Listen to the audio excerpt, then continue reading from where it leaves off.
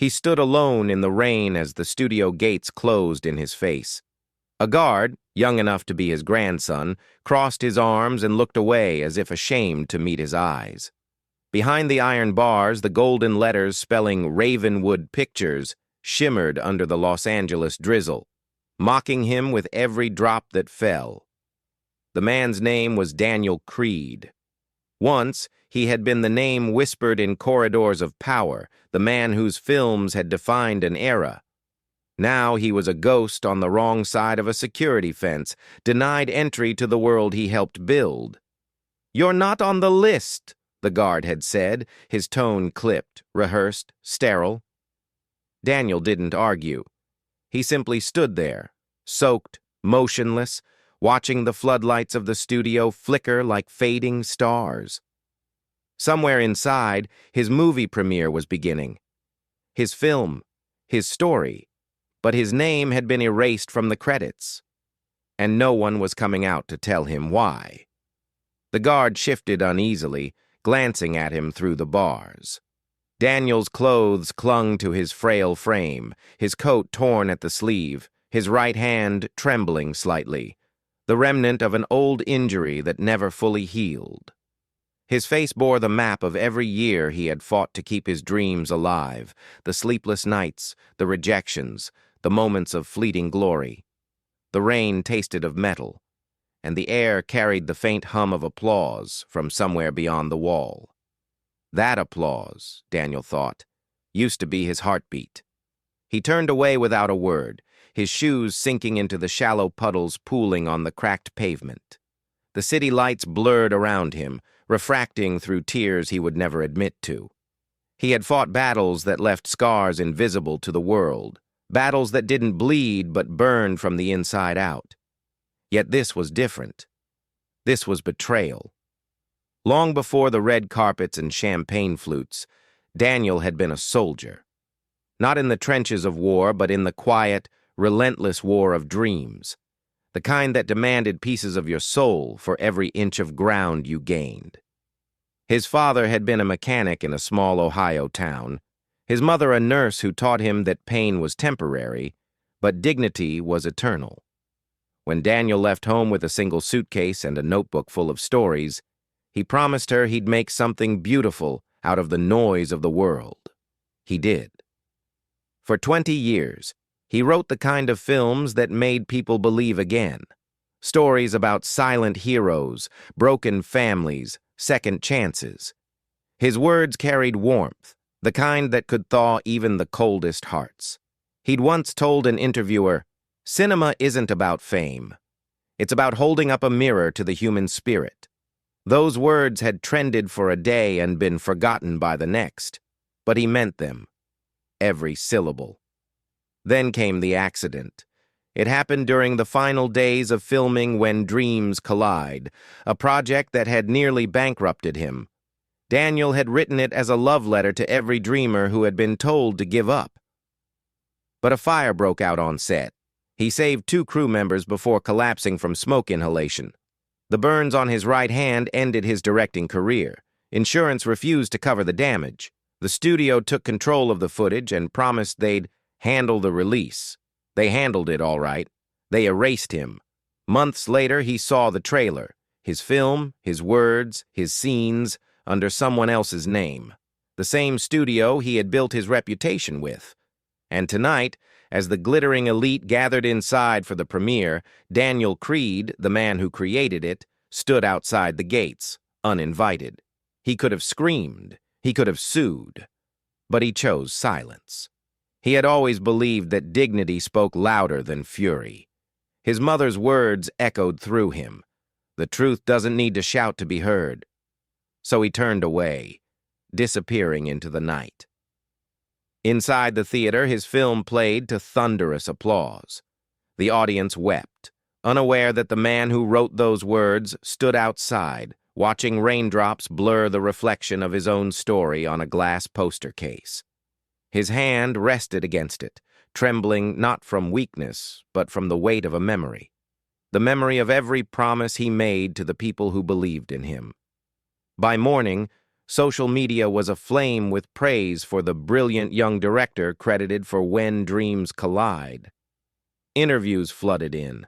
The studio basked in the glow of acclaim, rewriting history one headline at a time.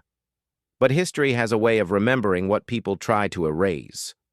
A week later, a video surfaced. Shot by a passing fan that night outside the gates, a silent clip showing Daniel Craig standing in the rain, staring through the bars at the marquee carrying his stolen title. No words, no outrage. Just that image, a forgotten creator facing the empire that betrayed him. The video went viral within hours. People began asking, "Who is the man in the rain?" Threads spread across forums, film students dug through archives, and old colleagues began to speak. Stories surfaced, stories of Daniel's generosity, his mentorship, his sacrifices. The internet remembered him. The silence he carried that night became the roar the world needed to hear. The studio tried to contain the fire. Statements were released. A misunderstanding, they said, a legal oversight. But the world had already chosen sides. What began as quiet empathy turned into a movement. Hashtag When Dreams Collided began trending globally, a call for justice, for recognition, for truth. And then, something unexpected happened. During an independent film festival in Venice, a surprise entry was announced. No marketing, no promotion, just a plain black title card that read, "For those who dream in silence." The audience murmured as the lights dimmed. The first frame appeared, a man standing in the rain outside studio gates. Daniel's face, real and unguarded, filled the screen. The film unfolded as a mosaic of memory and fiction, blending his stolen story with the truth behind it. It wasn't revenge, it was revelation. Every frame dripped with quiet defiance. The audience sat motionless, breath caught between disbelief and awe. By the end, there wasn't a single dry eye in the room. When the credits rolled, there was no music, just words in white on black. To the dreamers who stand alone until the world finally listens. The standing ovation lasted 10 minutes. News spread. Hollywood couldn't ignore it. Overnight, Daniel Craig became the symbol of artistic integrity, of the quiet strength that refuses to bow. Offers poured in. Studios that once turned him away now fought for his signature. But Daniel didn't want their redemption. He returned to Ohio, to the small house where his mother once sat by the window, waiting for his letters. He restored the garden, repainted the porch, and began teaching young filmmakers how to protect their art. His burns had healed, but he still wore a glove on his right hand, not to hide the scars, but to remember them. When asked by a journalist what he felt about his resurgence, he smiled gently and said, "I didn't come back. I just never left." The world finally turned around. That line became a mantra, printed on posters, shared across platforms, a symbol of resilience. But for Daniel, it wasn't fame that mattered anymore. It was peace. Years passed. Hollywood moved on, as it always does, chasing the next big thing. But the night Daniel Craig walked onto the stage of the Academy Awards, the world went still. He had been nominated for a Lifetime Achievement Award, not because of box office numbers, but because of the truth his silence had carried. The presenter called his name, and the audience rose before he even reached the podium. Actors, directors, writers, some who once ignored him, now stood in quiet respect. Daniel placed his gloved hand on the edge of the microphone, his eyes glimmering under the lights. He didn't speak for a long moment. Then, softly, he said, "They took my name off the credits once, but they couldn't take the truth out of the story." A pause, a breath, the kind of silence that carries more weight than applause. Then he added, "The world loves noise, but it's in silence that real stories are born." That was all he said, and it was enough. The audience rose again, not in fanfare, but in reverence. Many wiped tears. Others simply stood, motionless, honoring the man who reminded them that silence isn't surrender.